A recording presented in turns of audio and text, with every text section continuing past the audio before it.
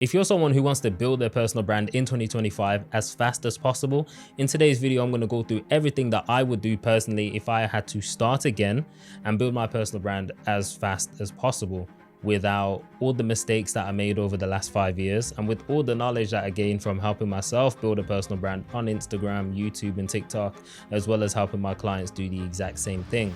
Now, even though I'm going to make it personalized to me, there's things that you're going to be able to take from this video and apply it to your industry, to your content, to your marketing, maybe even to your own business. And if you haven't started and you're just watching this to learn how to build a personal brand as fast as possible, you're in the right place. With that being said, let's get into the video. But before we actually get in, if you lot are wondering like, what are these white marks? I don't want you men to think there's anything sus about this. It's just, I was painting the other day. I washed my black clothes. I left this out, completely forgot. I wasn't even meant to paint in this, but you know, got to do what you got to do. The first thing that you want to focus on is who you're creating content for. Before you even think about creating content for this particular avatar, you need to drop the ego and be selfless. I know we start content for selfish reasons. I know I did. I saw Nella Rose with on the floor heating and I was like, damn, she's living nice. I want to go watch, I want to go live this lifestyle, you know, on the floor heating, balcony views, large living room and open kitchens. I was like, yeah. And it looks like she's having fun. I was like, this is the life, you know, this is it. And you seen other creators emerging. This was like, was this 2018, 2019 for me? I was like, this is sick. So that's why I started, but it was pure selfish. So everything was just based around me. I didn't really know what my viewer wanted to watch. I wasn't even focused on that. I was just more like, yo, let me put this out and people better watch it and like share my video so I can get rich as shit. That didn't work. So drop the ego, be selfless, serve the viewer, and your time will come.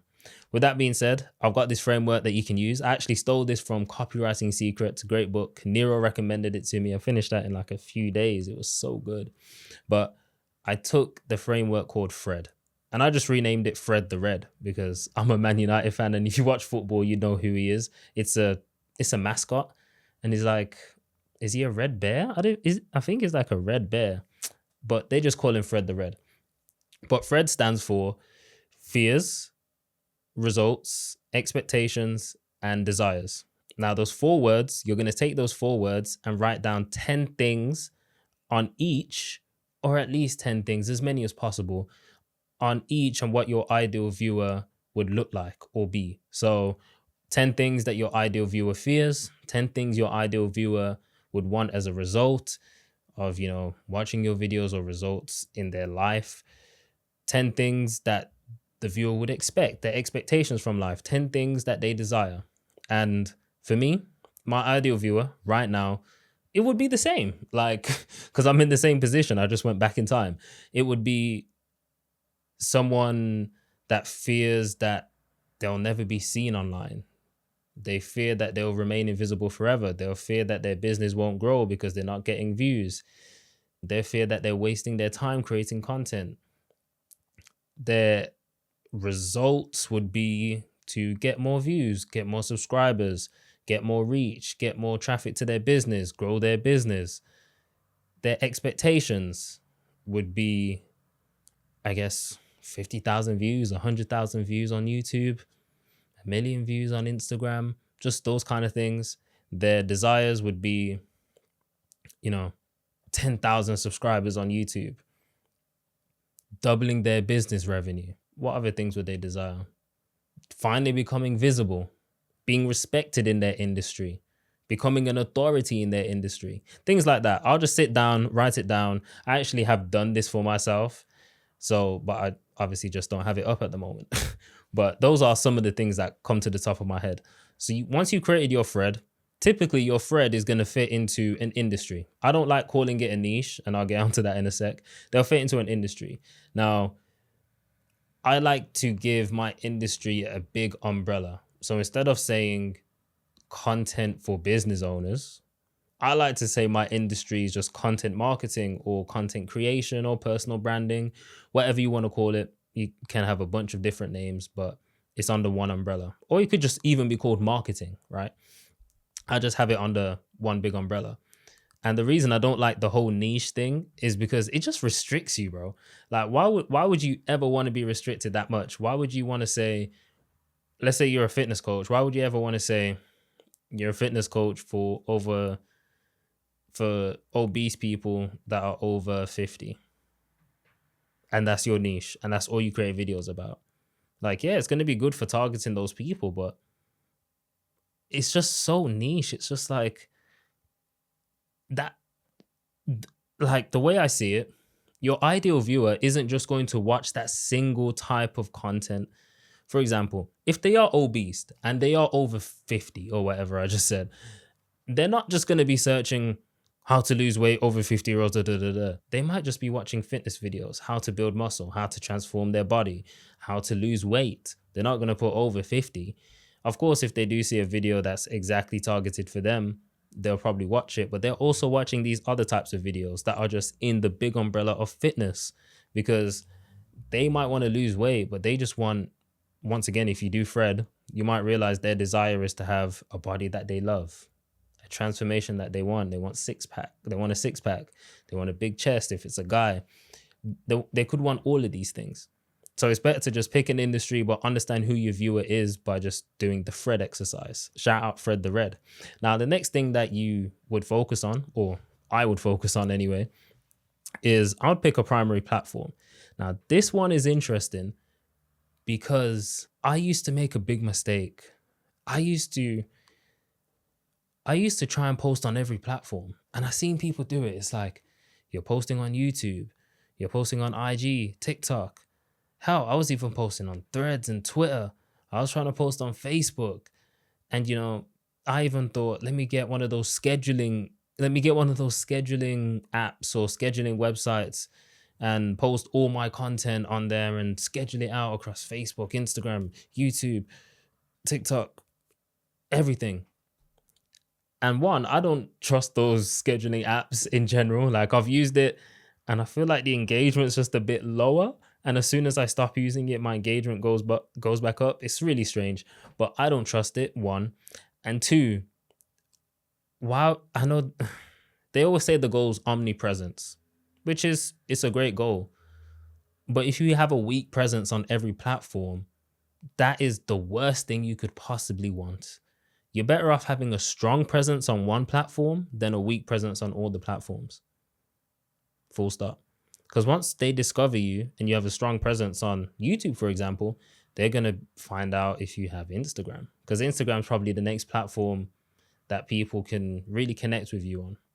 They might check if you have a TikTok or whatever their main platform is. But anyway, my main platform that I would personally choose is YouTube. Even though I did start on like TikTok and then moved to Instagram, but now, well, technically I started on YouTube, failed, started again on YouTube, failed, went on TikTok, succeeded, went to Instagram, succeeded, and now I'm back on YouTube. I would originally just stay on YouTube and stick to YouTube. One, it's the second largest search engine. YouTube is just so flipping intelligent. It's pushing smaller creators now. If you go on the homepage, and the CEOs or whatever of YouTube said it themselves, that the way their recommendation system works is what they call it, is they'll recommend videos to your ideal viewer regardless of how big or small your channel is now. So if you go on your homepage, you'll see like channels that get like 300k views and they might have hundreds of thousands of subscribers, but then next to it you might see a video of like 75 views and like 1,000 subscribers. That's just because YouTube think that video you might be interested in. So YouTube, I just think, is the best one. Plus, when it comes to like selling a product, which is why Fred is also very important, but we'll come back to that. When it comes to selling a product, YouTube is great at doing that. Videos are longer. You can nurture your audience. People will decide if they like you or not. And if you've heard of the 7-Eleven rule, where it's like they need 7 hours of content to consume you, 11 touch points, it's like, 11 different interactions. YouTube's the easiest place to do that because you can release podcasts that are like 30 minutes plus, or you can just release longer videos out of 10 minutes. Short form videos, they're like 60 seconds, 30 seconds, maybe over a minute. And it's just going to take a lot more videos for someone to really like you, trust you, and then buy your products in the future. So I just think YouTube is king. It's always been king. Plus, you get AdSense after, pardon me, you get AdSense after you reach a certain point. So it's like a bonus. They literally pay you to create videos. Instagram doesn't do that. TikTok does, but there's certain requirements after you reach the threshold of being able to get paid per 1,000 views. So it's a bit strange. I would start on YouTube. I would focus just on YouTube as well. That's just my main platform. I would have Instagram, but I wouldn't really post on it unless I'm reposting clips from my YouTube. But that isn't my main priority. My main priority is creating videos on YouTube. And later I'll go into the strategy of how many videos, how frequent, and how I'm going to be able to do that. But my main priority is just straight YouTube, just one, straight focus. I want a strong presence on YouTube rather than splitting my attention and making shit videos across all the platforms. So once you've decided the platform, don't let me sway you if you're already on Instagram or whatever you're doing. But once you've decided your platform, you're going to want to research your competitors. So for me, I'll be on YouTube and I would search just things that my ideal viewer would want. And because I've done Fred, I'd be able to know what the hell they want, what they expect, what they want as a result, what they fear. I'll just search those things in briefly on YouTube search, find creators that are making videos that my ideal viewer would watch, and I'd subscribe and I'll just monitor them. I'd see what videos they're posting, what their titles look like, what their thumbnails look like, what their intros start like, what their comments are saying. I'll just really analyze them, right? And then I would look for their outliers. And outliers are videos that simply perform better than the channel's average. So if a channel has 1,000 views on average and a video gets 10,000 views, that 10,000 view video performed 10 times better than the channel's average. So it's a 10x outlier. And if you're on YouTube, I would also download the vidIQ Chrome extension, which I still use to this day, and I recommend all the flipping time because it literally tells you what the outlier is without you having to calculate the channel's average and all of that stuff. So I'll download the vidIQ Chrome extension and I'll basically look at all the outliers that my competitors have, and I'll just note down the titles, maybe take a screenshot of the videos themselves, really understand the intro, how they've structured their videos, and just really have a good understanding of who my competitors are and what kind of videos they create. After I've done that, I would also research people outside of my competitors. So this is where I'm just on the homepage, YouTube homepage, just scrolling through, seeing what I can find, seeing what outliers people have in other industries, maybe fitness, maybe business, maybe what other industries are there? Cooking, maybe tech. And I'll just look at their titles. Once again, vidIQ Chrome extension, I'd instantly see if it's an outlier or not. And I'll really think, what makes this an outlier? Is it the title? Are they using like a unique title? Is something that you haven't seen in your industry being used before? Is there like a common trend that you're seeing in titles now from in your industry and outside your industry? So, you know, it's a strong chance that it's going to work for you. You know, it's always making people click. It's raising their curiosity levels. I'll just really research that. And once I've done that, you should have put it somewhere as well. Don't just store it in your head. Put it in notes, Notion, put it on a piece of paper, put it on Google Docs, put it wherever, just so you can see. And then from that research, you can start planning your videos. Me personally, I say, come up with 3 ideas per day, at least 3. If you're really on it, come up with 5. And by ideas, that could just be the title of the video, just a rough title. It could just be an idea. And then once you have a bunch of ideas, because by the end of the week, if you're doing 5 a day, you should have like 35. You can select the best ideas that you're going to create for that week. So what I will start doing is I will start thinking of my ideas, but then I would also plan out what day I'm going to batch record content. And when I say batch record, that means recording a bunch of videos in not one sitting, but in a couple of hours. Like, I don't want to say one sitting because you might get up and go toilet or whatever. So I don't want to confuse you guys. But in a couple videos in a couple hours. So I know Friday is a good day for some people, Thursday, Wednesday. For me, it'll probably be a Tuesday or a Wednesday, maybe even a Thursday, that I'd batch record 2 to 3 videos. And then I'll decide if I'm going to edit them or I'm going to have someone else edit them. Depending on what part of the journey you're on, you might have to learn how to edit them yourself. It doesn't have to be that complicated. And I don't want you to spend hours fucking editing your videos, because what I found is editing helps. I'm not going to lie to you. The higher quality your video is, the better chance it has of people actually like retaining and staying and watching your video. But chances are your video isn't going to be that good if you're just starting out. So putting high quality edit on shit videos, no offense, isn't gonna change anything. So if I was you, put a limit on how long you're gonna edit a video for. So just put like 30 minutes. If you don't want to edit your videos, find someone who can. I know you can outsource this stuff to like people in Bali, Thailand, India, Pakistan, and apparently the rates are cheaper. I'm yet to still find one that's good from those parts. It's just really difficult, especially like with communication and all of that. Or you can just find someone in your country. Totally up to you, depending on your journey, right? But if you're broke and you don't know how to edit, my biggest advice is don't edit too much. Just know the basics, like know how to put it into an editing software. CapCut's free. I use Premiere Pro just because it has more features. So I'd put mine into Premiere Pro and I would basically trim the beginning, trim the end, and I'll just cut out any dead spaces that I've got, depending on what type of videos you're trying to go for, right? Like if you want to keep the natural pauses in, keep the natural pauses in, don't cut out the dead space. But 95% of the time, you're probably going to cut out the dead space. And then I'd focus on the beginning of the video, because that's where most of the work is.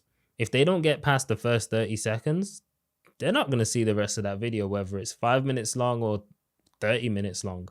So really focus on the first 30 seconds. For YouTube, of course, if I was starting on Instagram, it would be the first 5, even the first 3 seconds. But for YouTube, first 30 seconds, the intro is flipping crucial, right? I'd focus on that. And I'd also focus on the thumbnails. I'd also focus on the title. Because again, if they don't click on the video because they don't like the title, or it doesn't cause enough curiosity, or it doesn't trigger them emotionally, and the thumbnail doesn't do the same, the intro is wasted. So there's no point even having an intro. In fact, there's no point in having a video if they don't click on it. That's how important packaging is on YouTube. And I had to learn this the hard way, man. I remember just releasing videos. I'll be like, oh, this is a great idea, great content. Yeah, people are going to click this. Then I realized they're not clicking on the video. They're not seeing the content. I might as well have not really... The video might as well have been a black screen for just 30 minutes, because no one's clicking on that shit anyway. So just really focus on YouTube. If you're on YouTube, focus on title, thumbnail. If I was starting on Instagram, it will be the hook, the first 3 seconds, because people are just scrolling. They're not really consciously choosing to click your video on Instagram or TikTok. So really focus on the hook. And again, after researching your competitors, you'll see some common patterns and common themes that you'll be able to just take from them and use into your own content. Now, once you've done all of that and you've picked your recording day, you've chose if you're outsourcing your editing or you're editing and you're just doing the minimal editing, I would then choose an upload schedule. For YouTube, again, I would be if I was starting again, I would be uploading 2 to 3 times per week. People really underestimate how much volume you really need at the beginning. Like, you can't get quality videos if you haven't done the quantity first. Like, how many scripts do you think a professional scriptwriter has wrote before he's actually become a professional scriptwriter? How many exams does a flipping doctor go through before he actually becomes a doctor?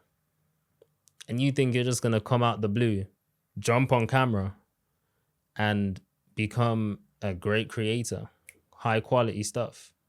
It's not going to happen, bro. You're going to need the quantity first. And if I had realized this, I would be so much further ahead. And this is why I said the editing needs to be minimal, especially at the beginning, unless you can outsource it, because then you're just saving your time. But if you need to use your time and edit your own videos, make it minimal. Simple as that. I'd spend no more than 30 minutes.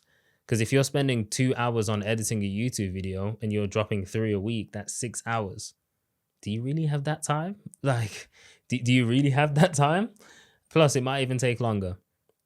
Plus, you got to come up with thumbnails and titles and stuff like that. That's also more time. So I would keep the editing minimal, 30 minutes, maybe even 15. Maybe no editing at all. Like maybe it's a screen recorded video using Tela or OBS or whatever software you want to use, and then go from there. But once you've picked the recording day, what you're going to do with the editing, and you've got your upload schedule.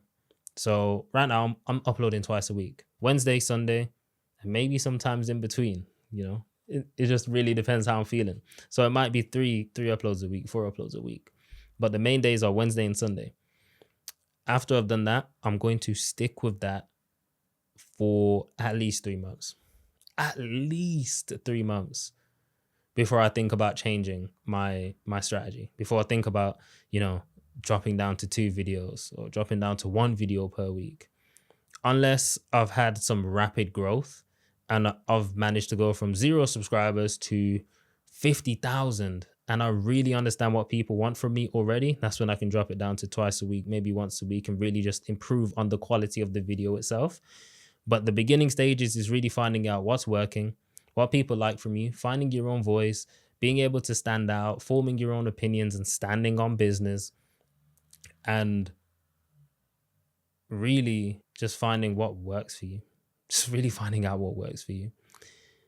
Now, during those 3 months, I would study the hell out of my analytics. You see, when I started seeing real growth on Instagram, that's when I was actually looking at my analytics. Like, I always thought it was unhealthy to look at my analytics because I used to stress about it, man. I used to think, I don't want to be one of those guys that's always on my analytics. Even now, I'm always on YouTube Studio. Maybe it's not a good thing. Like, I've seen a video talking about you should delete YouTube Studio, but I used to just hide from analytics. But as soon as I started watching it more closely, things changed. On Instagram, I remember looking at my analytics and I was like, oh, people are leaving at 5 seconds. And that's just because I really honed in on 3 seconds. But then it seems like 2 seconds after they were gone. I was like, so what I did, I honed in on 3 seconds anyway. But then I also honed in on 5 seconds. And now my average view duration went up to like 9. And then my video started doing way better. And I was like, oh, okay. Then I started, adding a bit more editing to 9 seconds. I was like, oh, it's doing even better. Okay, this is making sense. So if you're editing by yourself, then that's something that you can do. If you have someone editing for you, this is something you should share with them. Now, I'm not saying analytics is absolutely everything, because after studying YouTube for the last 5 years, sometimes it's a strange platform, right? Because they don't just decide whether your video blows up on click-through rate and average view duration. They have a hidden metric called viewer satisfaction.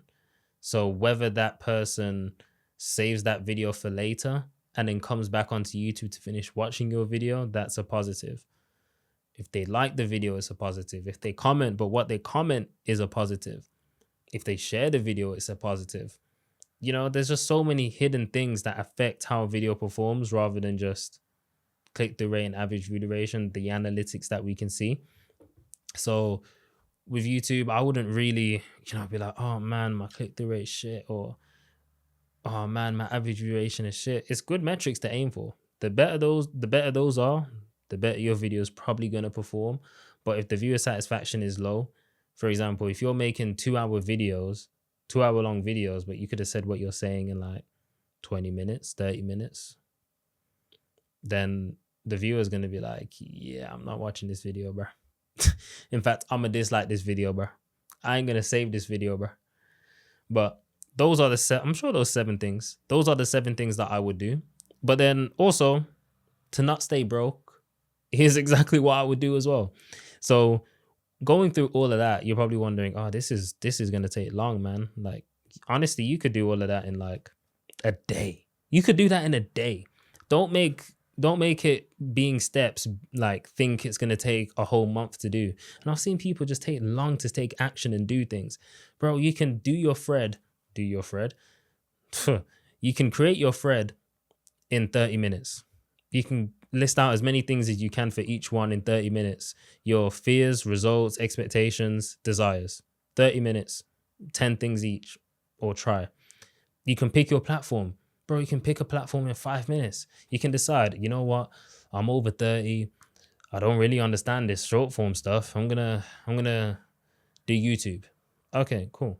Or you might think, yeah, I'm young. I can really connect with people on short form. I'm gonna do short form. You might think I'm young, but YouTube just makes a lot of sense from what he explained. Pick YouTube. Simple as that. And then when it comes to researching your competitors, bro, you can research all your competitors in about 30 minutes.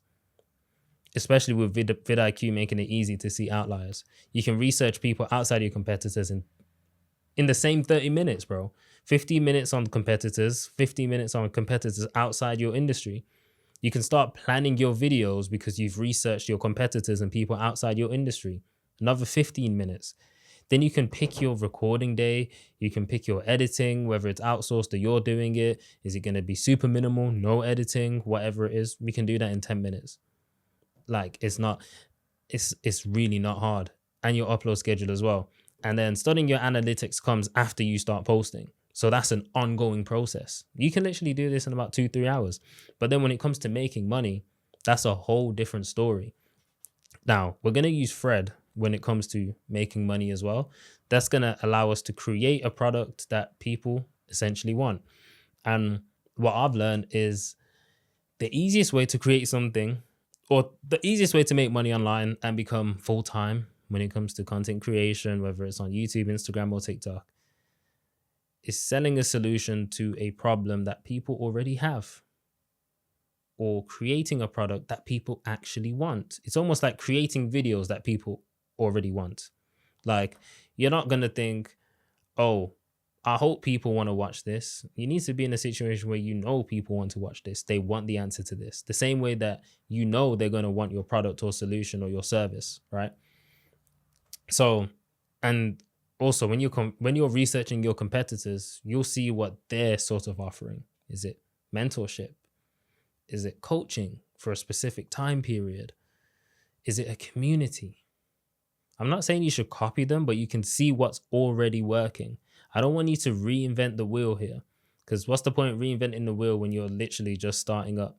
So basically, take their ideas and see which one best suits you. You can find out the pros and cons for each if you just do a bit of research, such as like coaching might be a bit taxing on you and your time if you're doing one-on-one. Mentorship, if you're doing a group mentorship, can be more beneficial for you if you already work another job or you have other products or services on the side. That's totally up to you. But when it comes to marketing your product, you can use Thread. When it comes to creating your product, you can use Thread, because you know what their fears are. You know what results they want. And if you're creating a product, you're probably selling a result. Expectations, you know what their expectations are. You know what their desires are. And I'm going to have to do a cheeky plug myself. If you are a business owner looking to double your revenue within the next 45 days using YouTube, there's going to be a link in the description. And how I came up with that offer is I was just helping people grow their business or grow their following. And as a result, it grew their business, literally doubling their business revenue or more. Like Nero Knowledge tripled his business revenue. Gavin tripled his business revenue. Black Bezos on Instagram doubled his business revenue. Like, as a result of you becoming more visible, it's like the ultimate marketing tool. The personal brand is the ultimate marketing tool. More people know about you. More people want to learn from you, especially if you have something to teach. Now, when it comes to selling a product or service, the easiest and most profitable thing to do is either creating a course and selling it.